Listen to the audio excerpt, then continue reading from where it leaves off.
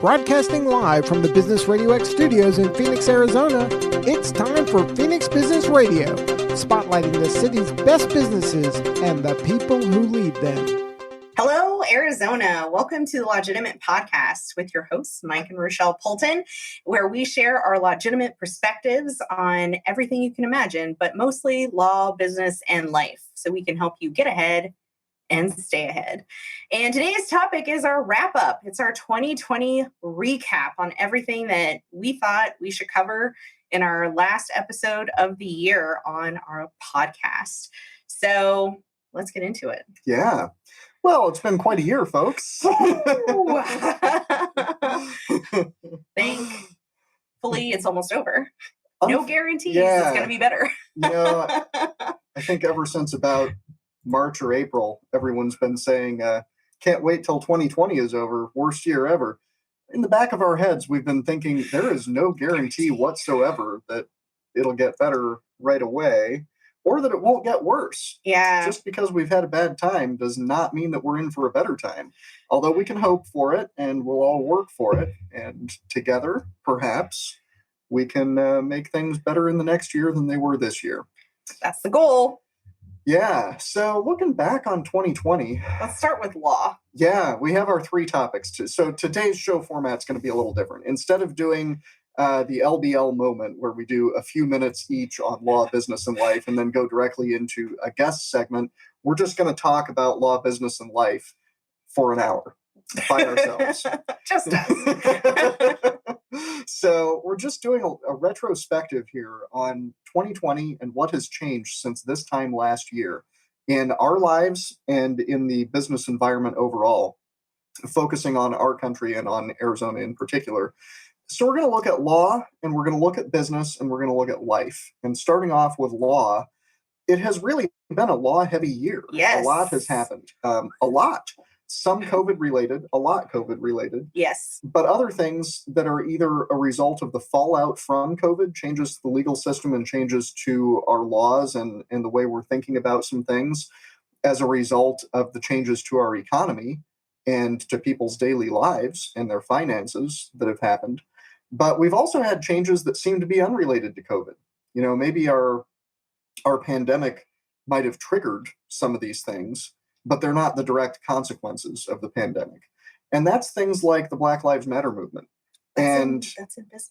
We'll get there. It's not in business. It's in law. Middle of the law Okay. section. We'll get to it. We're not jumping ahead too much, babe. So it needed to happen. Yeah, it needed to happen. And perhaps the tension and angst that everybody felt due to quarantine and the virus, especially over last summer, may have triggered the ultimate event. But certainly it was a combination of partisan politics, a combination of the particular messaging and emphasis of the Trump administration and also of the opposition to the Trump administration that led to the Black Lives Matter movement occurring when it did and the way that it did. Too early to say, I think, what the long-term outcome of that's going to be. It is too early to say, but it's not over, No. Not by a long shot. There's a lot that needs to be done. Justice reform, oversight, and accountability would be a great starting point. So just because it's the end of 2020 and maybe people aren't out protesting as much, it's an issue that needs to be addressed, and it's not one that's going to go away. Yeah. So I think we haven't seen the end of the Black Lives Matter movement, and, we're going to carry that with us into 2021. Indeed. So that's not going anywhere. I'm sure we'll have more to say about it. Yes. But going in order here, the first thing we wanted to talk about, we're practicing attorneys, and we are both litigators in different ways. But as litigators, both Rochelle and I spend a lot of time dealing with the court system.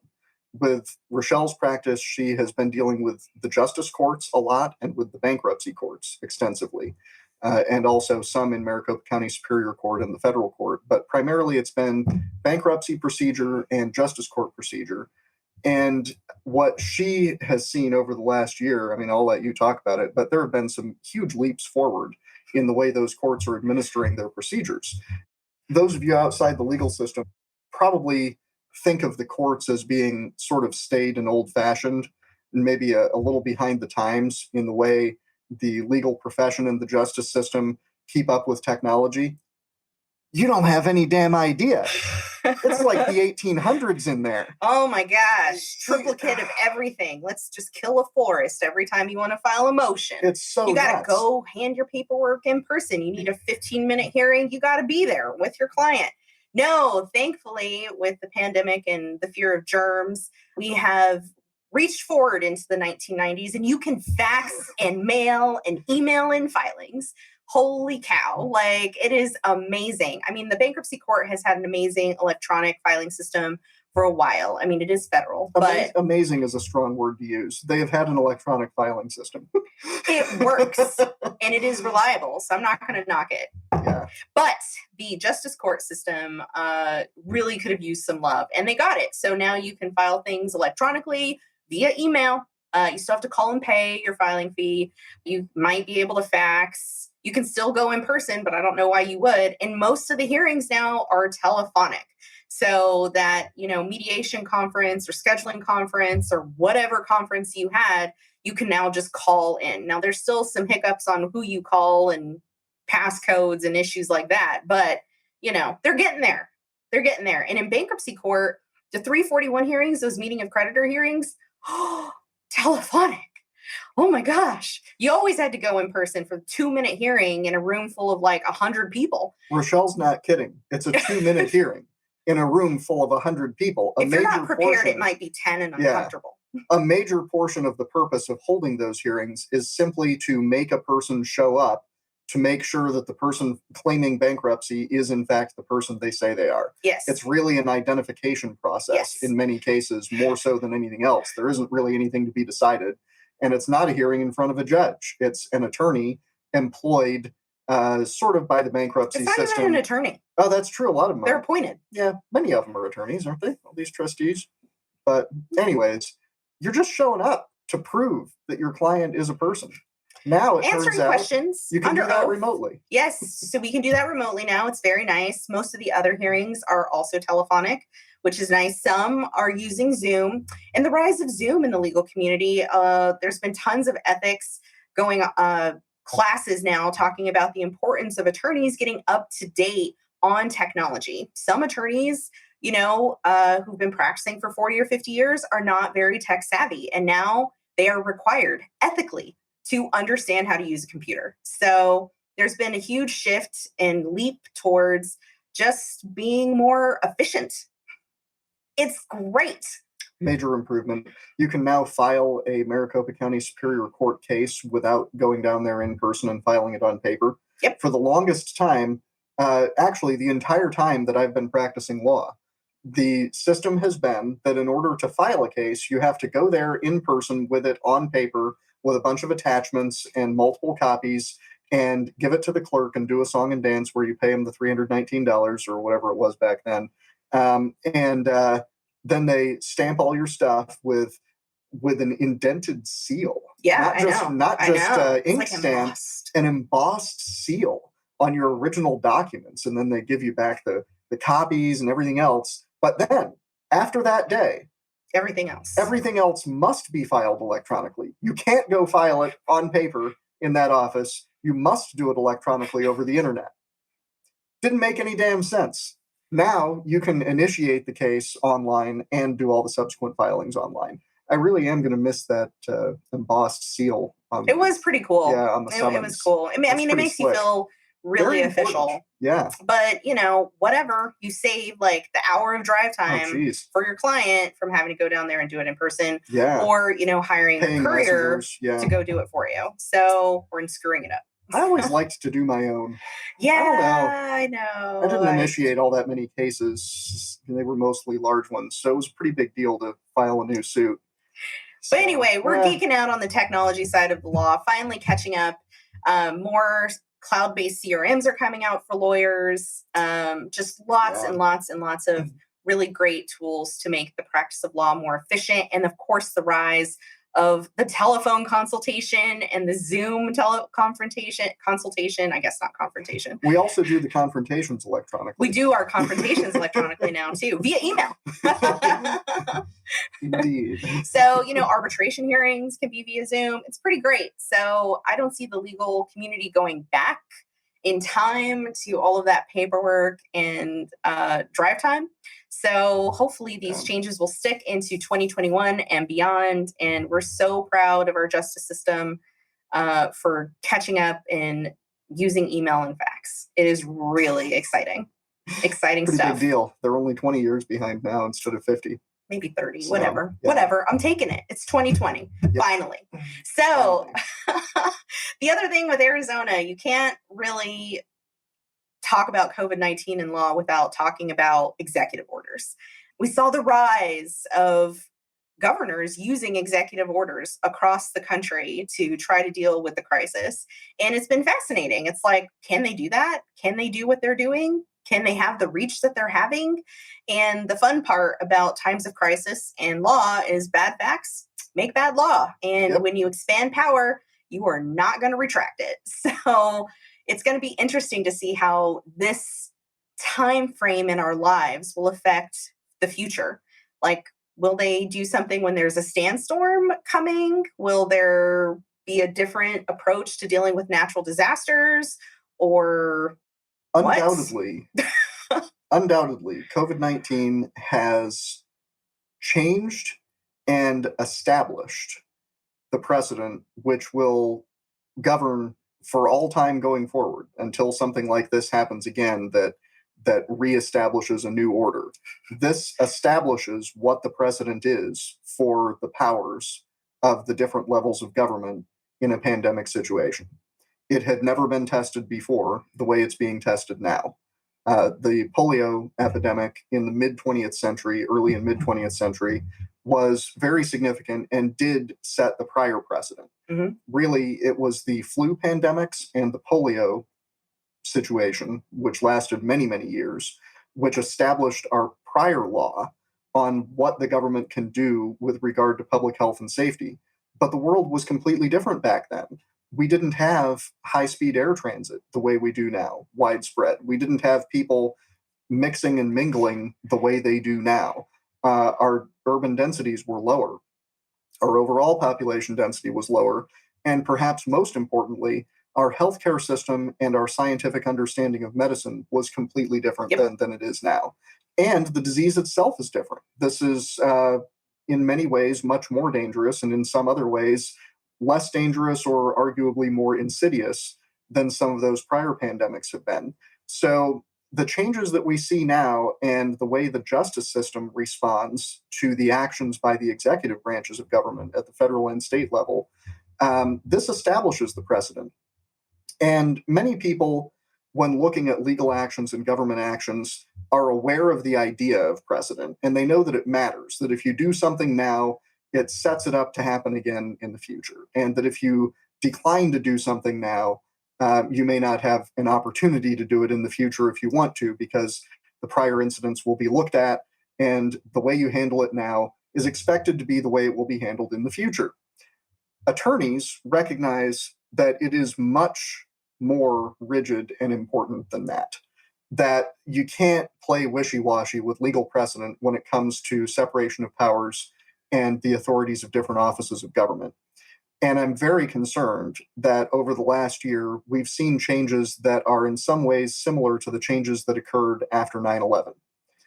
In the ways that we granted significant new powers to different branches of government, changed the burdens, the relative balancing tests that are applied to second guessing of decisions by government agencies and authorities. Oversight. Yes, the amount of oversight, the philosophy of oversight. After 9/11, we weakened a lot of that, and we increased the power of government, and we decreased our willingness and ability to second guess the decisions and actions of government authorities. And I feel that in 2020, we exacerbated that even more. And unfortunately, the philosophical underpinnings which led to that exacerbation, I think, came from 9/11. We've got people now who grew up then, who were little kids at the time, and the entire world they know is one where government authority is more substantial and there's less oversight. And that's unfortunate, I think. And it doesn't feel weird. Yeah, it doesn't feel weird to them. It does to me. It's a little uncomfortable. So we don't really know how this is going to shake out, but it is definitely noteworthy. It is definitely one of the most noteworthy things that has come out of COVID. Yes. As far as the law is concerned. Keep an eye on it. We said it. We got it out of our system. The end. So in the country on the whole, we've seen a lot of things, and BLM is one of them. And this is the point where we get to that in our outline. What else should we say about the BLM movement? Leadership. Yeah. Part of the big problem with these types of movements is always going to be messaging and a plan of action. And you want SMART goals, things that you can achieve and things that are measurable and things that can be done within a reasonable amount of time. And it's really important that, for people who are looking to get involved in politics, looking to be social activists, looking to get involved in whatever it is, that you be realistic about what your opposition is and what you're trying to achieve, and have a goal in mind, something that you can sell to the public, right? You want people on your side and you want people behind you. So I think it's really important that moving into 2021 and dealing with race relations, that people realize that it's an issue. Race is something that people are going to continue to talk about because it is a problem. And if you're a Black person, you've had your run-ins with the cops. I have. And, it surprises people that know me to know that I have had very negative experience with police officers. Of course, I've been pulled over. I am Black. That is a real thing in this country. And I think maybe people may still be in denial about that. And there's things that we need to address. And I'm not saying cops are bad. I need the police. They do a wonderful job, but there are a percentage of them that we really need to pay more attention to and really exercise some oversight on and do a little cleaning up. But that's not limited to the cops. It's the whole justice system. You've got bond issues. You've got prosecutorial oversight would be handy. Mandatory sentencing sucks. 3 strikes you're out rules are weird. We have a lot of laws. We have a lot of issues, and they all need to be addressed. And it's a long road to creating an improved system. But change for the sake of change isn't helpful. You got to have a plan in mind. So identifying the problem is the first step. Successfully solving the problem is the hard part. We all know there's a problem. Well, most people know there's a problem. Mm-hmm. But I think it's easy to get wrapped up in the idea that by being mad about something and identifying it and genuinely caring about it, that's a good thing. Well, that's a necessary prerequisite to doing a good thing, but that doesn't accomplish anything by itself. And of course, there are plenty of people who say, awareness matters. We need to. Yeah. Of course it does. Nothing happens if people aren't aware. But awareness doesn't change anything in and of itself. And simply recognizing that there is a difficult problem to solve and that the easiest first pass solutions are very unlikely to work, I think is important. Yes. It's not a simple thing to fix. Mm-mm. It's very complicated. And, in times when dealing with stressful situations and your own perspective and your own biases, no matter where you land, kindness helps. Just being nice. Don't be a jerk when you're talking about it. Try to be respectful, try to be nice, and try not to be offended. I mean, it's hard. These are conversations that are going to be happening for years. They're just going to be happening. And change is good. I mean, people really don't do anything until everyone's talking about it. So the dialogue is a good first step. And I just hope it doesn't die back down into the background. Absolutely. Well, gee, what else happened this year? I think we have to talk about the election and so. all those lawsuits. All those lawsuits. If you're a lawyer and you were paying any attention, your conclusion was, this is background noise. There is no standing. You actually have to have evidence when you file these lawsuits. And I don't think anyone is saying that there wasn't some hinkiness. Yeah. But there wasn't enough hinkiness to change the outcome. I think that's an important point to make. Anyone who says that there was no voter fraud in this election is wrong. Yes. This was a national election in a country with about 350 million people in it. Many, many, many, many people voted. There was some fraud. There's no way you can do anything that big without there being some fraud involved. There always is some fraud. It happens. People get prosecuted. Every time there's an election, there are some prosecutions for voter fraud. So the question isn't whether voter fraud occurred. The question is whether massive organized voter fraud changed the outcome of the election, because that's all that really matters. If the outcome wasn't changed, then, well, we've got a criminal investigation to deal with, certainly. But if it doesn't change anything, it doesn't change anything. We just need to deal with those offenses, however many instances of fraud occurred. They should be investigated and prosecuted. But if the outcome is the same, then there's no massive issue that needs to be dealt with as an emergency. The only way this matters for real to America is if the outcome of the election were reversed. And the bottom line is that is highly improbable, to such an extent that it's not really very rational to think that that occurred. Too many votes in too many places, too many different states would have had to have been changed, and there's no consistent pattern of evidence to indicate that that occurred. The only occasional instances of voter fraud that have been identified and bad practices have been at a local level. Could the outcomes have been flipped within those precincts or counties or areas? Yeah, possibly.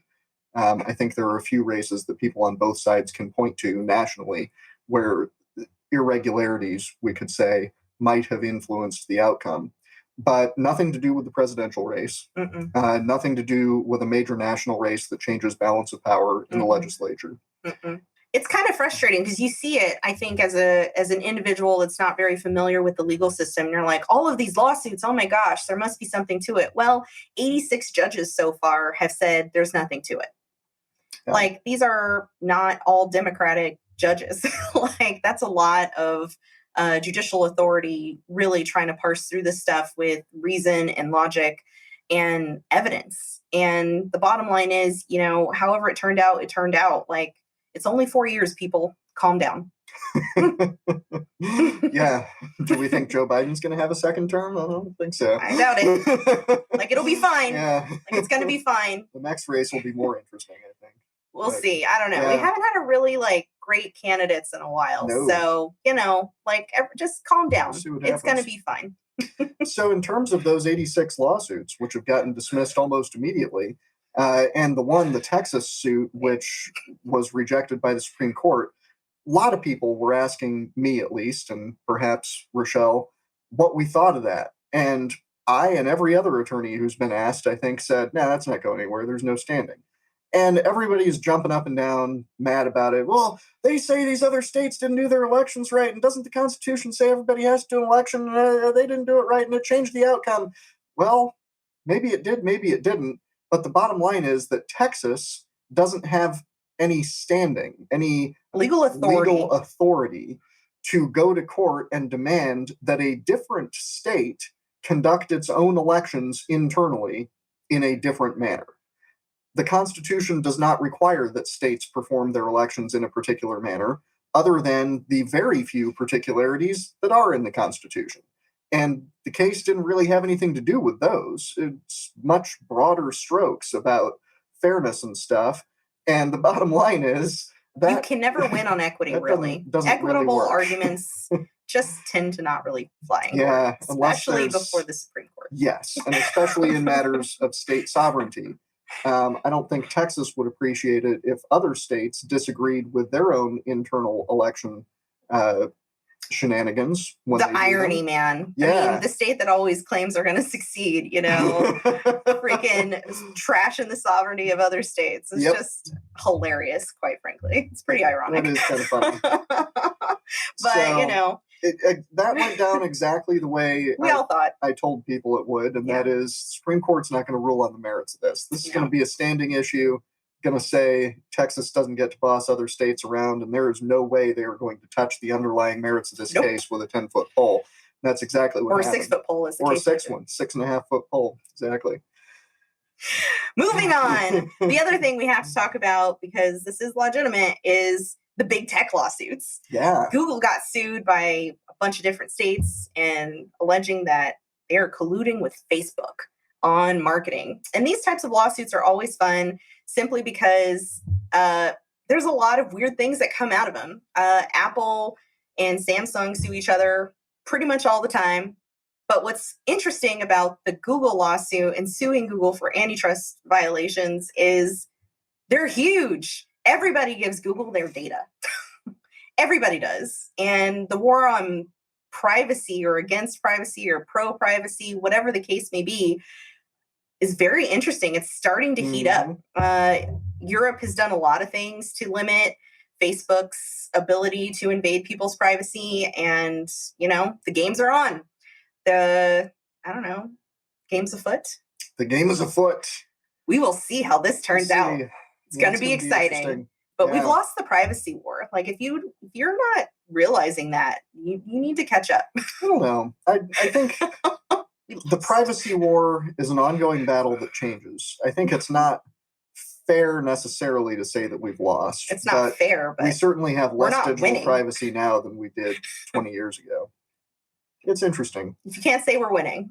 And then on the subject of law and tech, of course, California had the ballot measure to essentially reaffirm Uber's business model in their state. So basically, Uber designed its business model with its independent contractor drivers using their own cars, working their own hours, working their own part of the city.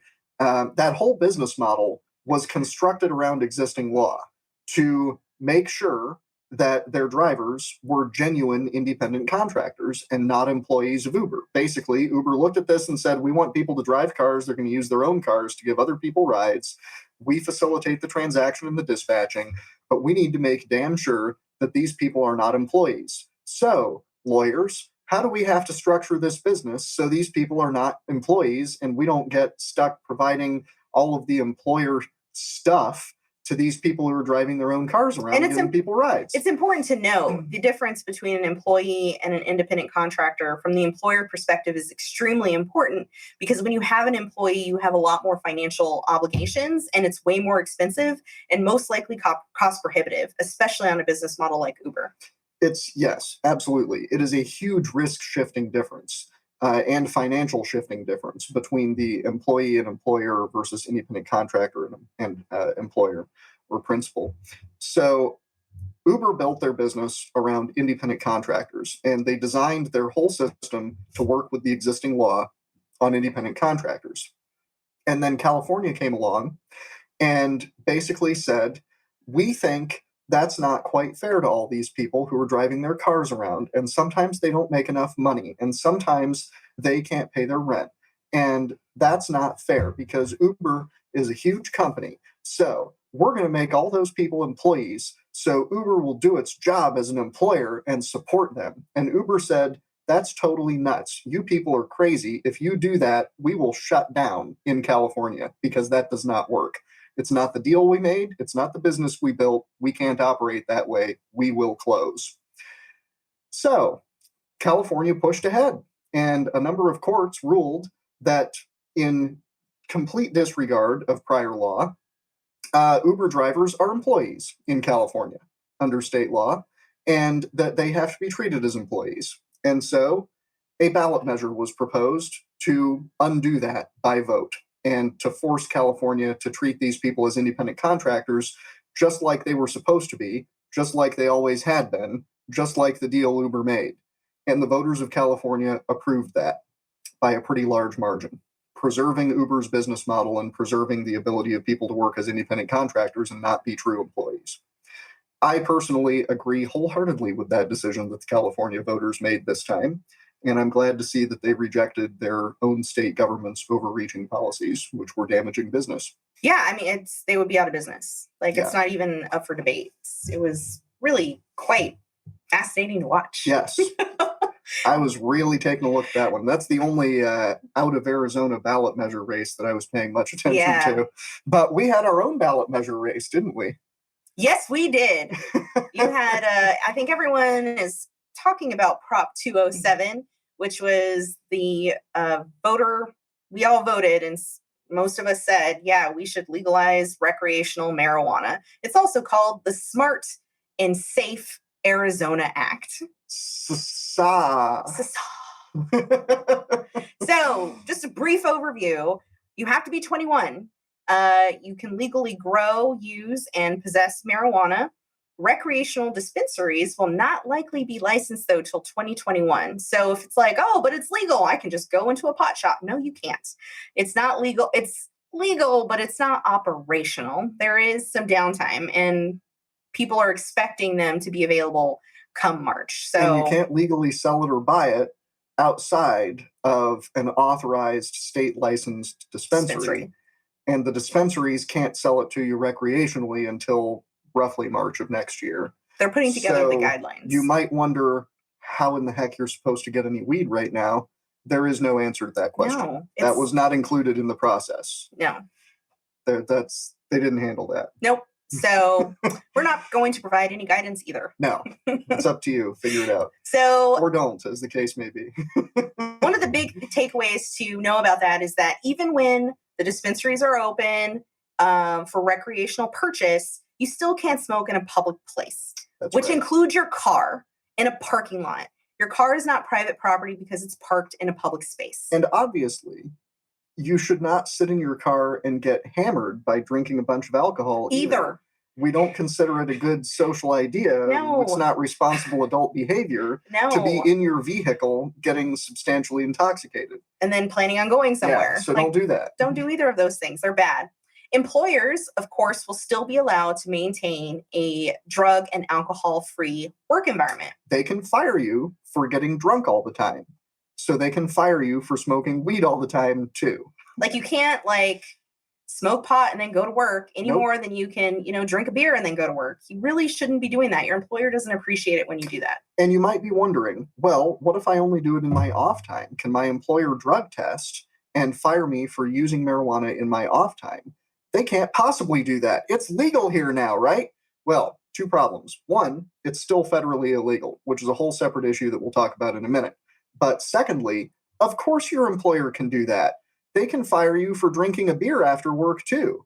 If you have a very socially conservative employer who insists on maintaining a workplace of nothing but teetotalers and does not hire people who smoke or use tobacco, who engage in the use of any alcohol products, or even who drink caffeinated beverages, if they enforce an absolute zero caffeine, tobacco, alcohol, or other intoxicants policy at or away from work, they can do that. Mm-hmm. They do not have to hire you or continue to employ you if they don't like your social activities. It's always been that way. It's not new. It's always been that way in this country.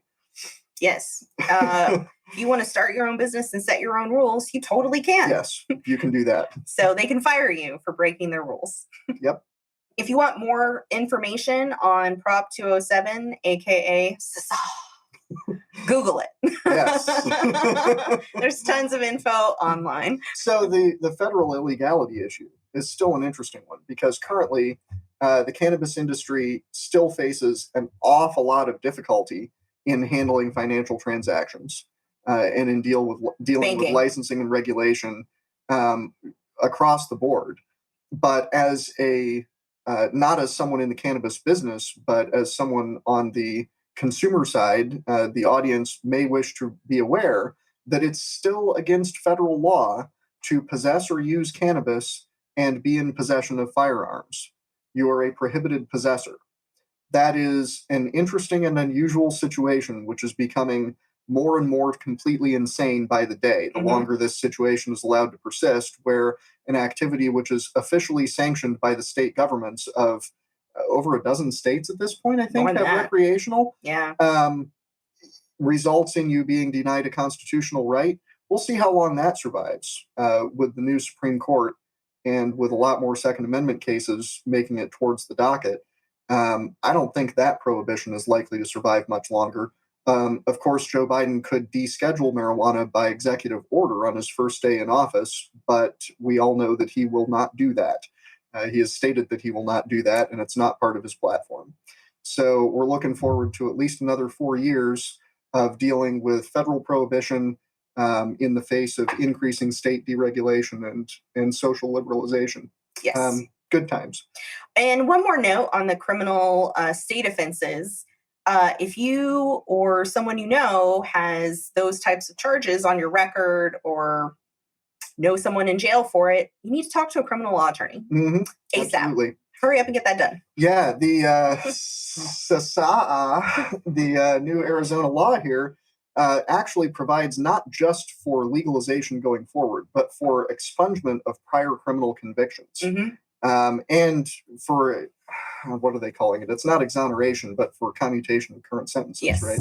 So if you or someone you know has been convicted of a marijuana possession related offense or is currently dealing with that, you should be looking at this in great detail because you can likely have your record cleared.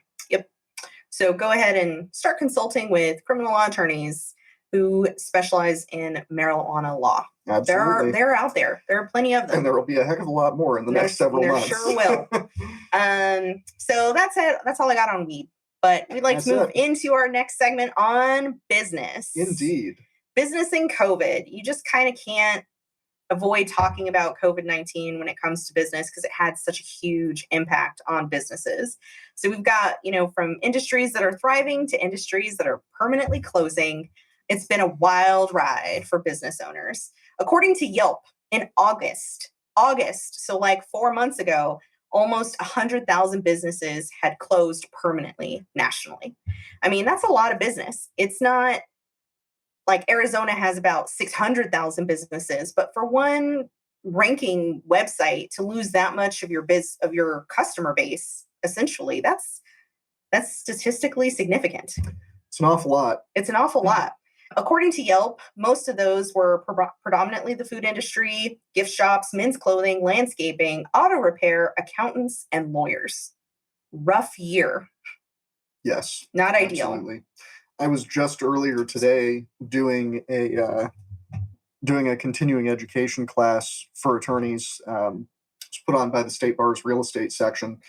And we were going over statistics for who's in default in commercial leases in the Phoenix area, and looking at the statistics for leases in default and for commercial mortgages in default across industry sectors, it has gone way up in particular fields. Retail and hospitality especially have just incredibly high rates currently of non-performing and underperforming loans and leases. It's totally nuts to look at these numbers. This sort of an underperforming and currently in default rate has never occurred before that I'm aware of in the Phoenix metro area. I imagine if you look back far enough, it probably did at some point, but not since I've been here and not since I've been paying attention to real estate. And then you couple that with projections like the city of Phoenix is saying that over 20% of locally owned businesses will not survive the pandemic. I mean, over 20% locally owned businesses in our municipality here are expected to not survive that. That is a dramatic and devastating hit to our whole local economy. And yet in certain sectors, things are going just fine. It's very interesting. Among our business owner friends, we find that there are some people in some sectors who are just bouncing along like everything's finance. Great. Yeah. You're doing great. If you're an insurance or a CPA or a financial advisor, you're in great shape. Yeah. So interesting. I mean, that's great. Kudos, for them. Man. Yeah, absolutely. I don't have any jealousy towards those who have done well through the pandemic, but I definitely feel bad for the ones who haven't. I'm particularly connected to the restaurant industry, and it has been brutal, just awful. Fortunately, none of the projects I'm involved with directly have failed, and the couple deals that I'm involved with that are just in process right now are still going forward. And I think everything will end up being fine for the people I know and work with directly. But man, there sure are a lot of bars and restaurants, clubs, anything hotel related. The small hotels have just had a really hard time. So when you're out and about over the next couple of months dealing with local businesses, try to be nice because they're really having a hard time. Everyone's struggling right now and they could use some extra kindness. You don't know what's going on their back end. Yeah, but you can guess, and it's not good. It's not good. So to give you some stats on small businesses in Arizona, small companies make up 99.4% of all businesses in Arizona. 99%. So they create $71.3 billion in annual wages and income, which is about half of all of the state's economic activity. And they generate $10 billion in tax revenue. So when you put on that 20% of that is not going to survive this year, Arizona is going to look a little weird. Yeah. 70% of all small businesses have been hit by the pandemic, which is a lot. And 42% of them think it's going to take more than 6 months for them to recover to their 2019 numbers, which is ridiculous. It's going to take like 3 years. Well, that is more than 6 months. It's interesting, the 70% number. I like that. I think that highlights the dichotomy that exists here. Most small businesses have been very negatively impacted. And I bet, I don't know what the source for this was, because you did the research. The Chamber of Business News. I don't know if they did a breakdown by how much they were hurt or by sector, but I would expect that 20 or 30% were severely devastated. Yes. And the remainder of that 70, roughly the middle 50%, were significantly negatively impacted.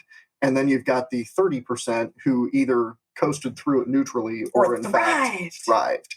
Were lucky enough to be in a market segment where COVID was beneficial for them. Yeah.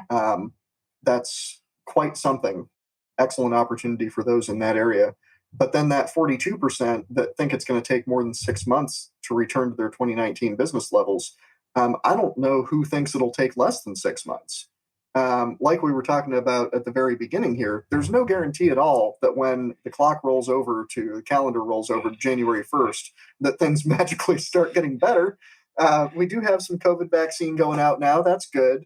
But it's going to be at least the middle of next year before we get significant vaccination numbers, which means we're looking at lots of sick people, outbreaks, re-quarantining. 6 months of this. At least 6 more months, if not more than that. We'll see. So I think it would be maybe a little bit overly optimistic, some irrational exuberance to say that anyone is going to bounce back in 6 months or less if you were severely impacted in the first place. Now, of course, if you were not severely impacted, then it's not going to take you 6 months to get back to where you were. No. So business is rough. So if you're feeling the pinch, you're not alone, man. No. Time to rally up your pals and, virtual happy hour that and deal with your trauma. And, if you can, dig in deep and look for opportunities. Yep. It's certainly what I'm trying to do. Not that I can say I've had any great success with it at this point, but if you're in a business where doing roll-ups are viable, like if you've got a lot of similar competition in the Valley, pizza joints, HVAC repair companies, things like that, where there are a lot of you out there, this is a great time to consolidate. Look at the ones who didn't come through this as well and see if you can do a leveraged buyout.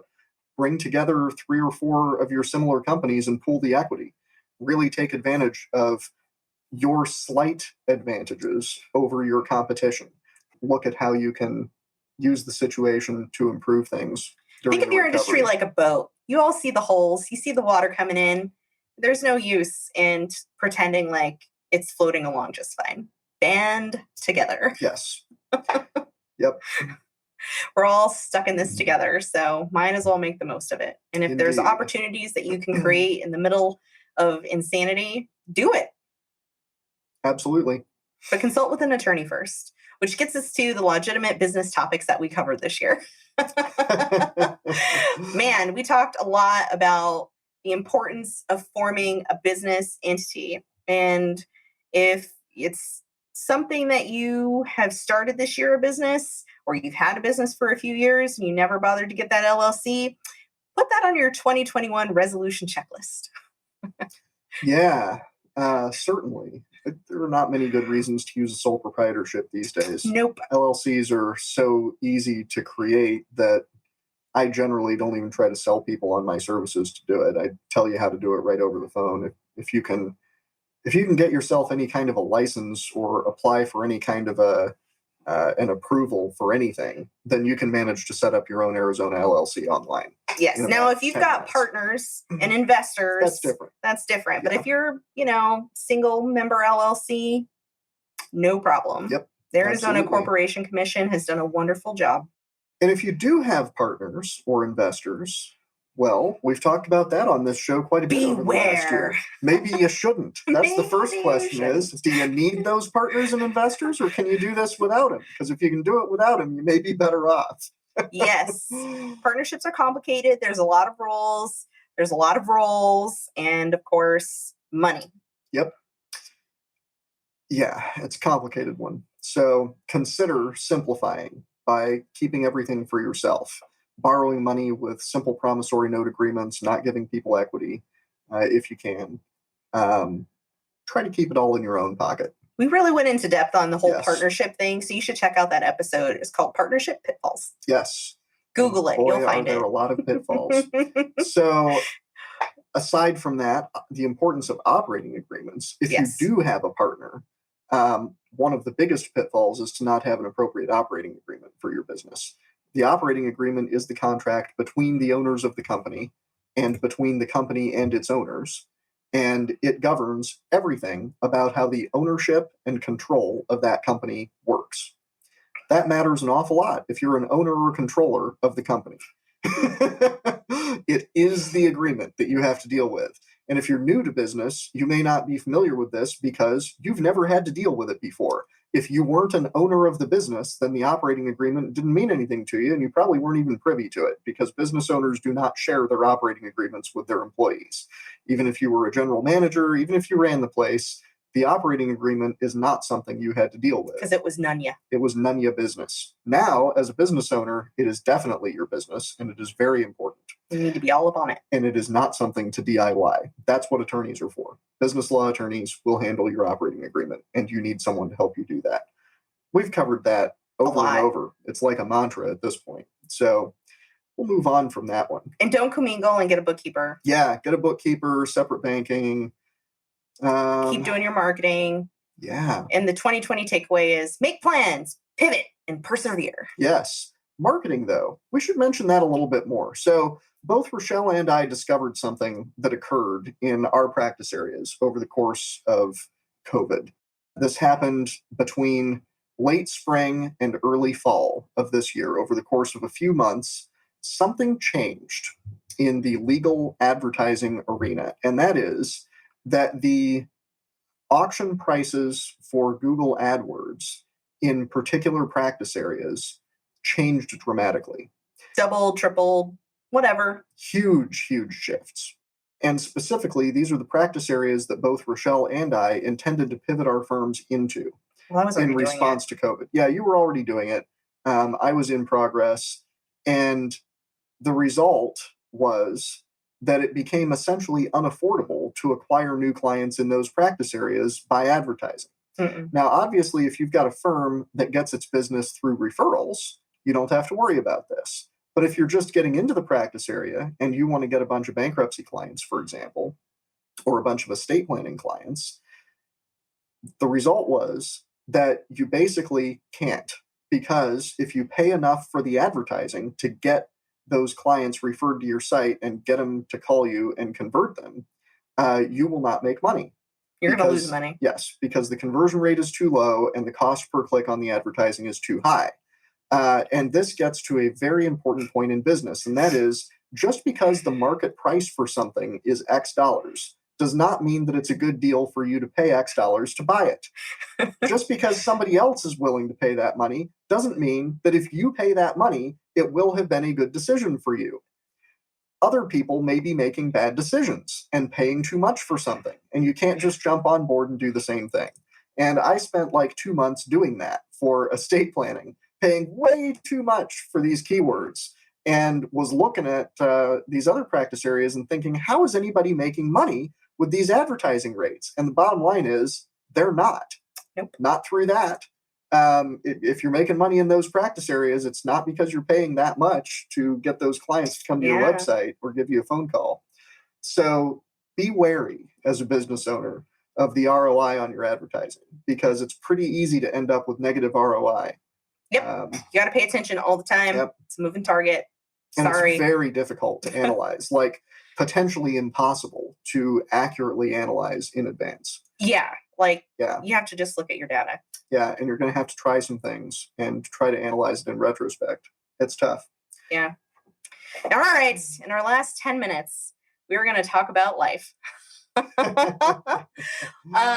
COVID-19 and life. Man, haven't we all gotten used to masks? Yeah. Such a funny cultural shift for the U.S. it's kind of a new thing for people to wear masks when they're not feeling well or to wear masks when they're in public. And I think masks aren't really going to go away. Nope. I think in 10 years from now, when someone's got the flu, but they need to go to the grocery store, they're going to be wearing a mask and gloves. Likely going to see that. It's interesting. I kind of thought before this year that the whole wearing a mask when you're sick thing that many Asian cultures do and have done for a while. And Africa. I kind of thought that was like a result of Asian social sensibilities, like it's something that grew out of a sense of collectivism and respect for others. Nope. SARS. It's because of SARS. They didn't do that before SARS. In the early 2000s, they had a huge pandemic of a respiratory virus very closely related to COVID, its direct predecessor virally. And boy, it really stuck. Turns out, after going through an extreme pandemic of a deadly virus that scares the heck out of everybody and spreads easily, people are willing to wear masks, and that's a cultural behavior that persists for a darn long time. Yes. That's why they just resumed doing it in more. Yeah. And more of them kept doing it. Now, and it works better. And in Africa, they had doing Ebola. The same thing. Yeah. Ebola in Africa, and they also had SARS in Northern Africa. Yes. Yeah, it's... So masks aren't really going anywhere. So if you're still kind of on the anti-mask train, you're probably not listening to this podcast. But you should wear a mask. It's really just for your own health at this point. Be selfish. Protect yourself from people who don't know that they have the flu or COVID. Just wear a mask. Totally worth it. And yes, I do agree, Rochelle. I think that's going to be a long-lasting change, and we will see masks decades from now. And it could even end up being something where people of our generation are weird for wearing masks when we're old people. Yep. But when we're 80, we're going to be rocking masks when it's flu season. Yep. The nursing homes we live in, the staff are going to have to put their masks on. Seriously. Also, the rise of virtual everything. Having a virtual latte with someone or a virtual happy hour with people. Just more people using the technology that's already been there for so long. And everybody thought it was dorky and stupid and nobody wanted to do it. I know, but it was always cool. The technology has been there for like 15 years, and a tiny handful of tech geeks have been like, let's do a Zoom meeting. Let's do a Google Hangout. We'll do a Google Hangout. And everyone else is like, ew, why don't we just go meet for happy hour? Can I just call you? And now it's like... This is what it took. This is what it took to get people to adopt what has actually been existing technology for a long time. And poor Zoom, man. Just give them a break. Like, everyone in the world started using Zoom this year. So if you've had technical issues, just sorry. Like, that was a one-off. I cut them all the slack. I think it's amazing they've done anywhere near as well as they have. You can have 150 people on a Zoom call. Anywhere. Like, it's insane. I trip out over faxes, Speaking of companies that are in that 30% that were not negatively affected by COVID, geez, Zoom has just, and Amazon, man, I'm glad I own some Amazon. Amazon has helped a lot of people with their retail therapy in a time of crisis. Absolutely. So that's a great life point. If you have been shopping more online, it is normal. Just don't overdo it. Yep, indeed. It is normal. It is, a lot of people are going through a lot of stuff. Mental health is really important to keep in check. Getting depressed, feeling down, feeling cooped up, being over the pandemic, totally wanting things to go back to normal, all normal emotions. You're allowed to have a bad day. You're even allowed to have a bad week, but you can't have a bad month, so get it together.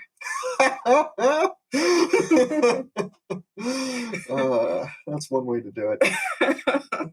Man, speaking of virtual everything, that leads into something we didn't put on the outline, but we're getting to our last little bit here on looking to the future.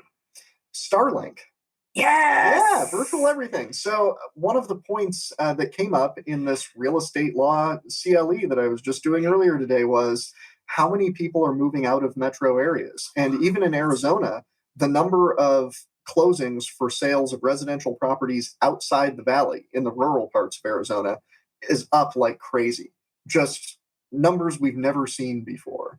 And that, in conjunction with the rollout of Starlink, which is SpaceX's internet satellite connection. You can live in the middle of the woods and have the internet anywhere and have reliable, very high speed, very low latency internet, good enough for any kind of video conference. We could host this podcast with a whole bunch of video streams on a Starlink connection from anywhere. It's currently in the snow, in the rain. Yeah, it's currently in beta testing in northern latitudes, and you may or may not have been following this, but it totally works. The betas are going really well, and it looks like within a year or so, probably everybody is going to be able to get Starlink internet most places, and within a few years, it'll cover the entire globe. Will revolutionize the ability to work remotely. You put that together with all these changes from COVID, with people not needing to be in an office anymore, being able to work from home in a lot of jobs that wouldn't have allowed it before. Welcome to middle America. Yeah, we're thinking people are going to be moving to the middle of the country, literally, looking more at the beauty of their locations rather than their physical proximity to work. Yeah, it's like, oh, you want 5 acres, middle of nowhere, where that wasn't even an option because you needed to be able to commute, but now you have Starlink. Think about it. Absolutely. If you aren't paying attention to SpaceX, you should. Yes, absolutely. And that ties in with what we were talking about with Google and their antitrust issues. Well, right now, Google's parent company, Alphabet, is the only way that you, as a mere mortal, can invest indirectly in SpaceX and therefore Starlink, because Alphabet has about a 10% stake in SpaceX, which owns Starlink. So I did. You might want to. Other good news, the vaccine is coming. Yeah, and it looks like it works very well. 95% efficacy. I mean, compared to something like the flu where you might get 20%, this is very promising. Yes. And all of your concerns about vaccines from the anti-vaxxer standpoint are probably not going to hold up here. We don't really want to go into it, but we are going to tell you to do your research before you say no to getting the vaccine. Yes.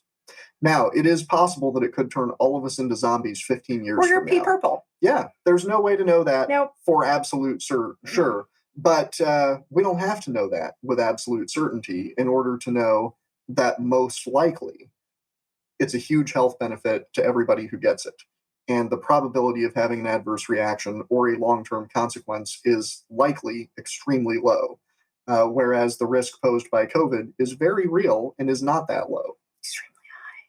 And terrifying. Yes, potentially quite high, depending on who you are and where you are. I'm pretty sure COVID's going to end up being the #1 leading cause of American death this year. Yes, it does appear that. It's not ideal. Yeah.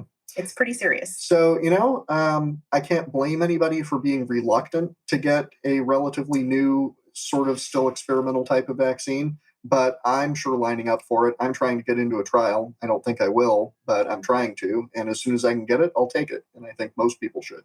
And I'm on the... I want to see if you're peace purple first. But looking to the future, it's a weird time. And if you find yourself feeling kind of stuck or bored, it's a great time to learn a new skill. Yes. Anything you want. A new skill. Check out the master classes online. Check out Udemy. Figure out how you can broaden your skill set to take advantage of the weird turmoil that we're all dealing with. Yes. Go into some black holes on YouTube. Yeah. Learn some stuff. Yeah. Go have fun. Remember, we are still a functioning society, and it's really important that we look to the future and be optimistic about it, because there's still a lot to be optimistic about. There is. And for us in the next year, that's going to be a lot of real estate activity, we think. Mm-hmm. We're preparing to get more heavily involved in real estate here in the Valley, looking to do some fun stuff. Lots of fun. Yes. But thank you guys for listening, and we hope you have a better 2021 than your 2020 was. And bye.